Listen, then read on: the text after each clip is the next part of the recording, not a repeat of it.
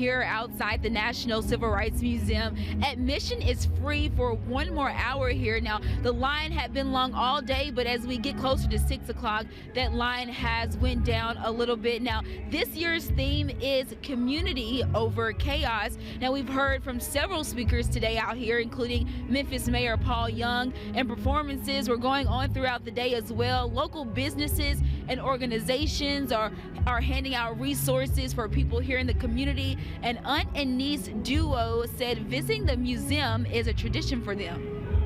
Well, we've been to all the Civil Rights Museum except for the new one in Birmingham, and we're going there this summer. And so we're both historians, and she writes books. And so we just love to be here to celebrate and meet the people and socialize and see what's going on in the city.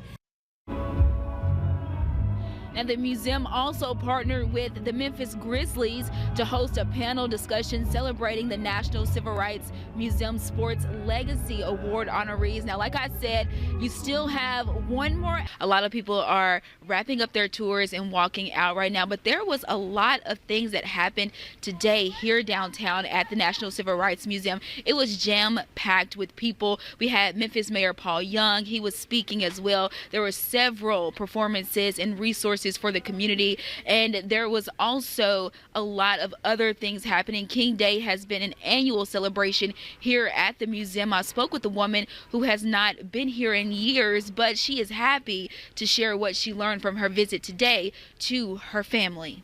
Enough to be able to share with my family and my friends on the purpose of which we're all about. Martin Luther King was a great man. We don't want anything that he's done in the past be forgotten for those that's coming in the future. Now, a number of people talked about how inspired they felt after visiting the museum today. I saw a lot of families and a lot of friends coming out to celebrate and honor Dr. Martin Luther King Jr. here at the National Civil Rights Museum in Memphis, which, like you said, Joe, is the place where he was assassinated nearly 57 years ago. But for now, live downtown, Imani Williams. To be alive after she says 2 dogs attacked her last week. She was mauled walking home from the store. Fox 13's Dominique Dildon is live in Helena, West Helena. So, Dominique, you talked with that woman this afternoon. What stopped the attack? Daryl, a good Samaritan. That good Samaritan saw the dogs attacking the woman, and he drove up, started blaring his horn, and that's what finally stopped the attack. And it was all caught on video. We're going to have that video for you in the 6 o'clock hour, but I'm going to describe it for you. It shows Angela Ross last Thursday as 2 dogs run towards her, and she tries to fight them off, but she doesn't have much luck. They start biting at her arms, they're biting at her hair, they're biting at her leg, and she's screaming out for help on the ground in a puddle. Finally, that good Samaritan pulls up, blaring their horn once again, and was able to stop the attack and get her to safety. Take a listen to what Angela had to say. We need to get these dogs. Whoever shut down the dog thing, they need to do something with these dogs. Because what if I could have had my child with me? The dog's owner was fined $300, and we spoke with the dog's owner about what happened on Fox 13 News at 6. You'll have an opportunity to hear from her, and you'll also have an opportunity to hear from the Good Samaritan as well. Dead after a tragic incident at a school playground in Frazier. Memphis police have confirmed that she was rushed to Lebanon from Libertas School of Memphis, and she was pronounced dead. Fox 13's Jack Bildew has details on this heartbreaking situation for that little girl's family and, of course, that school community. Well, this whole incident appears to be centered around the playground at Libertas School of Memphis. That's a charter school in Frazier. Let me direct your attention to the jungle gym behind me. You can see it surrounded by traffic cones with police tape on them. We had a student who she was playing on the playground with her classmates, and around lunchtime she had a medical emergency. It's a sight no parent, student, or teacher wants to see. Crime scene tape on a school playground and investigators working to figure out what caused a little girl's death. Bob Nardo, executive director of the Libertas School of Memphis, says the girl's name was Chloe. He says she collapsed due to a pre-existing medical condition. They came out right away, and so did her folks, to bring her down to the emergency room to make sure she could get the care that she needs. The Memphis Police Department says the girl, just 8 years old, was pronounced dead at Le Bonheur. Sources tell Fox 13 she fell on the playground. An MPD spokesperson says there were no immediate signs of foul play. Nardo praised his staff for working to help the little girl during this deeply upsetting situation. It breaks your heart to see a young child in any kind of medical distress, and so that's why I'm so proud of my staff. Our teachers ran in to help her right away and check on her and, make sure she could get the care that she needs. The students here weren't even supposed to be at school because of President's Day, but school leadership changed the schedule around because of the threat of severe weather later this week. In Memphis, Jack Bilyeu, Fox 13 News. Teens in a stolen car caught with modified guns and drugs. Police say they busted the teens trying to break into another car in downtown Memphis last night. Fox 13's investigative reporter Kayla Solomon joins us live downtown. Kayla, of course, this is a busy area, especially on a Sunday night. Yeah, Darcy, we're going to show you just a little bit of where I'm standing. This is South Main Street and Talbot Avenue. You can see there's a line of restaurants right up South Main. You have SOBs. You also have Good Fortune and some other popular food spots. We're also just blocks away from the Civil Rights Museum. And right here at this very intersection, there's also one of those Memphis Police Sky Cops. I spoke to one woman who tells me that she's very glad this didn't escalate after learning these teens had multiple guns in the stolen car they were riding in. It's sad, honestly, when I really sit and think about it. A quiet, sunny Monday afternoon along one of the busiest streets in Memphis. But on Sunday evening, police say they caught 3 teens, including a juvenile, trying to break into a car. They say the suspects led officers on a brief chase. It's kind of shocking that, people are still breaking into cars in 2025. A police report says an officer was driving near South Main Street in Talbot when he saw a male wearing all black clothing and a ski mask trying to break into a car. When the officer turned around to investigate, he said the 3 teens in a stolen red Infiniti crashed into another car, then ran away, but were soon caught. Police say 18-year-old Tony Moss ran into Central Barbecue and was taken into custody after an officer tased him. Police identified the other suspects as 19-year-old Eric Gray and a 17-year-old whose name we are not reporting because he's a juvenile. Taylor Bonds, a bartender at a nearby restaurant, says she's glad it wasn't worse. Having a police presence is extremely important because, one, the people who are going to be, committing crimes, it's going to kind of scare them like, oh man, we can't do that over there because, the cops are constantly there. Police say along with the stolen Infiniti, they also found multiple handguns with modifications on them. One of them, a Glock switch, which turns a regular handgun into a semi-automatic weapon. They also found drugs. Darcy? That is Fox 13's Kayla Solomon reporting live tonight. Did the organizers have security? Fox 13's investigative reporter Kayla Solomon joins us live downtown tonight. Kayla, Memphis Mayor Paul Young issued a statement saying that organizers chose not to have security yesterday. Yeah, good evening. That is what Memphis Mayor Paul Young had to say, but organizers say that is not the case. They said heading into the weekend, they hired a private security company, but it all changed Friday night, the first night of the event, when it appeared that 2 of those private security guards, one showed up potentially intoxicated and another one admitted to police that she had been smoking weed before she came to work the event. Event organizer Ron Kennedy told me this afternoon they first reached out to MPD about providing security way back when they wanted to throw the event, but the cost was too much. He said that's what led them to look into alternatives, including private companies. But after the incidents I just described, they were left without a consistent alternative for Sunday. He says they went back to MPD to ask for assistance, but were told no. Or that's what organizers have to say, but MPD says they weren't notified about a change in plans. Even asked if they would help. We asked if they would be willing to pick up overtime, and no one really was willing to do anything. So we ventured on our own the best we could. And we do have permitted events, and the organizers change, whether it's the security plan of it or anything else. We would ask that they would keep the police department informed, because that goes a long way in how we respond to using our personnel too. victim in this shooting was a teenager, but Memphis police say they're still looking for the suspect or suspects in this case. That person or those people may also be teenagers. You are told to call 901-528-CASH if you have any further information on this shooting. Darcy. That is Fox 13's investigative reporter Kayla Solomon reporting live downtown again this weekend for much of the holiday weekend.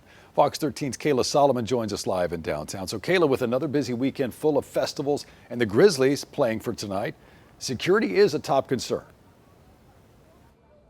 Yeah, and the Plaza Party is getting started out here in about 30 minutes right here outside the FedEx Forum. You can see just behind me that there's already a line of people waiting to be let into the Plaza Party itself. But of course, the game doesn't tip off until 8:30. Now, just in this area alone, the FedEx Forum and the park next to it, thousands of people are expected today and throughout the weekend. Both the Africa and April Festival and the game will be happening late into the night tonight.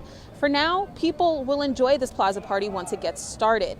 Now, the Africa and April Festival is gated, and there's a checkpoint at the entrance as well as security walking around. It may be Easter weekend, but people are out enjoying these festivals and the beautiful weather. I spoke to the organizer of the Riverfront Easter Festival at Mud Island Park. It's happening tomorrow morning.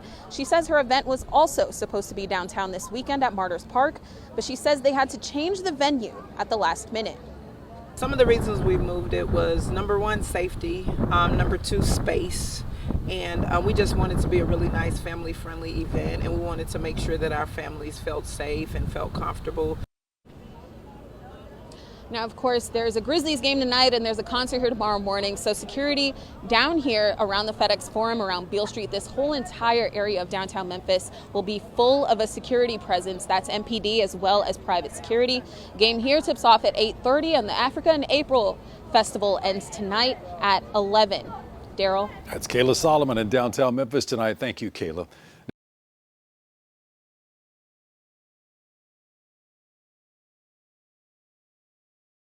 County's ambulance service is no longer picking those patients up. Progressive Health Batesville is a lifeline for people here in North Mississippi, but they only have the resources to allow patients to stay here for a few days, which means they need to be transferred to a larger hospital for additional care. She have episodes that she have to be transported, and her cancer doctor's in Tupelo, Mississippi, and that's like 2 hours from us. Gwendolyn Tony's mother is battling stomach cancer. Being in such little small towns, and everybody, like I said, don't have transportation. So we do depends on this. Until last month, the hospital relied on the county's contract with Lifeguard Ambulance Service to transfer patients to bigger hospitals. But the Panola Board of Supervisors made the decision to stop paying for the transports. According to an article by Mississippi Today, county officials say the trips have left ambulances unavailable to respond to emergencies. We got that notice. We then contacted other local area ambulance providers to make sure that we had those services arranged for our patients so that we could continue to provide those transfers when necessary. Janet Benzing is the president of Progressive Health Group's Central Region. She said because Progressive Health Batesville is what's known as a rural emergency hospital, they don't have an inpatient unit.